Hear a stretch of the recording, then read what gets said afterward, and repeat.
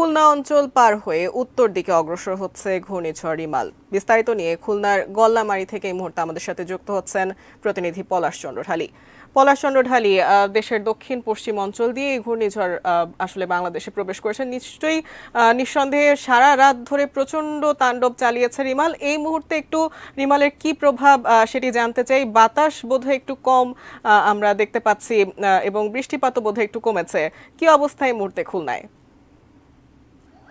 জাকিয়া, যেমনটি বলছিলেন, রাত 2টা থেকে ভোর 5:30 পর্যন্ত প্রায় 3.5 ঘন্টা যাবৎ কিন্তু একেবারে যে ঘূর্ণিঝড় রেমাল কিন্তু তাণ্ডব চালিয়েছে। আমরা সারা রাত নদীর ঘাটে, ভৈরব নদীর কিনারে আমরা অপেক্ষা করছিলাম। সেখান থেকে আমরা সেটি আগেই জানিয়েছি। এখন আমি রয়েছি গল্লামারী এলাকায়।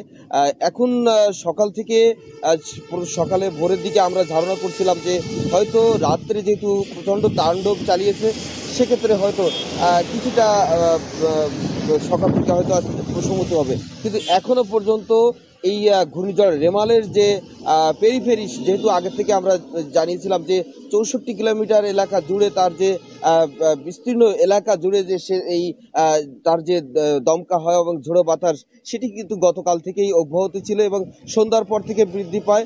রাত 2টার পর থেকে কিন্তু সেই তাণ্ডবটা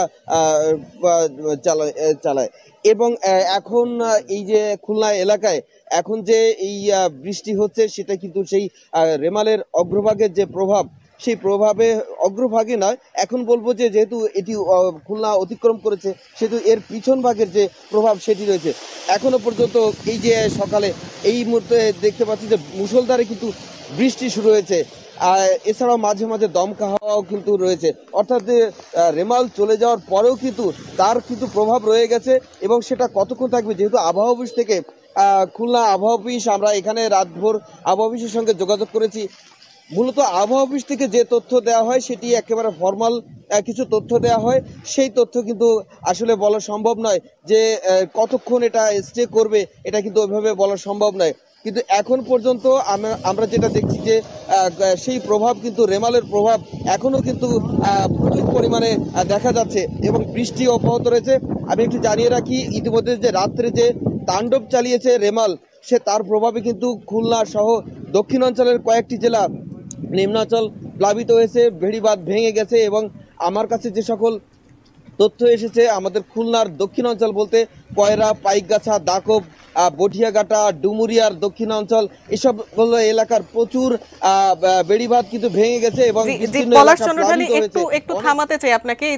এই যে বেড়িবাঁধগুলো ক্ষতিগ্রস্ত হয়েছে বলছিলেন, একটু জানতে চাই যে 2 জন এখন পর্যন্ত নিহতের খবর পাওয়া গেছে।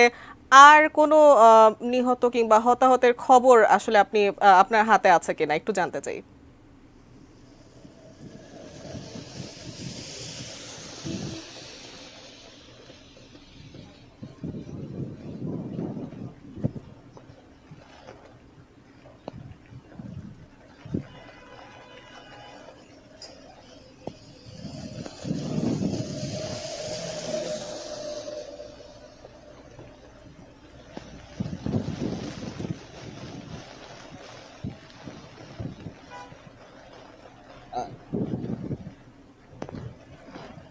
খুলনার যে এই দক্ষিণাঞ্চলে আমি যেটা জানিয়েছি যে খুলনার দক্ষিণাঞ্চলে কিন্তু বিস্তীর্ণ এলাকা কিন্তু এই বেড়িবাঁধ ভেঙে কিন্তু প্লাবিত হয়েছে।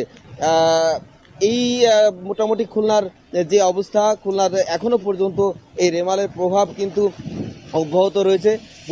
ইতিমধ্যে আমরা যেটা জেনেছি যে খুলনা অতিক্রম করেছে, কিন্তু 10 নম্বর যে মহাবিপদ সংকেত, সেটা কিন্তু এখনো আবহাওয়া অফিস সেটা কিন্তু এখনো বলছে যে 10 নম্বর সংকেত, মহাবিপদ সংকেত, সেটা কিন্তু এখনো দেখিয়ে যেটা বলা হচ্ছে। এখন পর্যন্ত যে ক্ষয়ক্ষতির পরিমাণ, কি পরিমাণ ক্ষতি হয়েছে, সেটা কিন্তু এখনো পর্যন্ত আমরা জানতে পারিনি। তবে দক্ষিণ অঞ্চল, খুলনার যে উপকূলীয় অঞ্চল যেটা, এবং শুধু খুলনা নয়, খুলনা সহ পার্শ্ববর্তী যে সাতক্ষীরা, বাগেরহাট সহ উপকূলের যে 16টি জেলায় কিন্তু ব্যাপকভাবে ক্ষতিগ্রস্ত হবে এই অতি প্রবল যে ঘূর্ণিঝড় রেমাল এর প্রভাবে। এখনো যেহেতু এই প্রভাব রয়ে গেছে, আপনি দেখতে পাচ্ছেন যে প্রচুর পরিমাণে বৃষ্টি হচ্ছে। সকালে যদিও কিছুটা কম মনে হয়েছিল, কিন্তু এখনো কিন্তু প্রচুর পরিমাণে বৃষ্টি হচ্ছে এবং এর এই যে প্রভাব, এই রেমালের প্রভাবে এখনো পর্যন্ত দমকা হওয়া, থেমে থেমে দমকা হওয়া, সেটিও কিন্তু অব্যাহত রয়েছে। এই ছিল মোটামুটি আমার কাছে খুলনার গল্লামারী থেকে এখন পর্যন্ত সর্বশেষ